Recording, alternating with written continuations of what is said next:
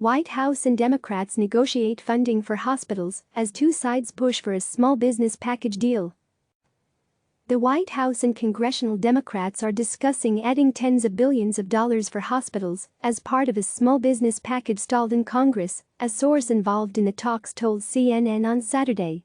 An agreement on hospital funding could make it easier for the two sides to reach a deal, as Capitol Hill remains at an impasse over $250 billion in additional money for the small business program, and Democratic demands to extend funding to other entities affected by the crisis. One area of discussion, according to the source, is adding $75 billion for hospitals.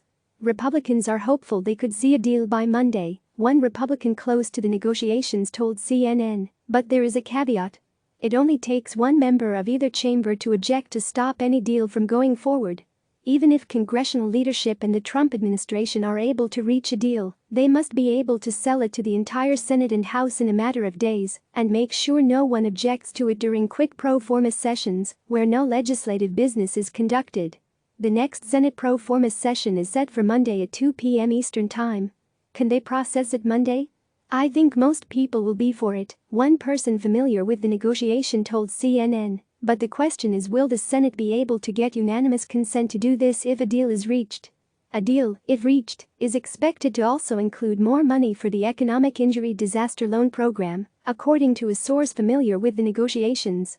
That program is different than the new Small Business Peril Protection Program, but has also seen a massive increase in volume over the last 2 weeks. Money is also expected to be designated for smaller community banks to handle PPP loans in an effort to ensure underserved communities are getting those loans. Democrats have wanted such a provision added to the measure, and CNN has previously reported Treasury Secretary Steven Mnuchin has been willing to accept. In public comments Friday, President Donald Trump and House Minority Leader Kevin McCarthy both signaled a willingness to include hospital funds in the measure. The source said Saturday that the administration is reviewing ideas, and another source familiar with the matter said talks are continuing.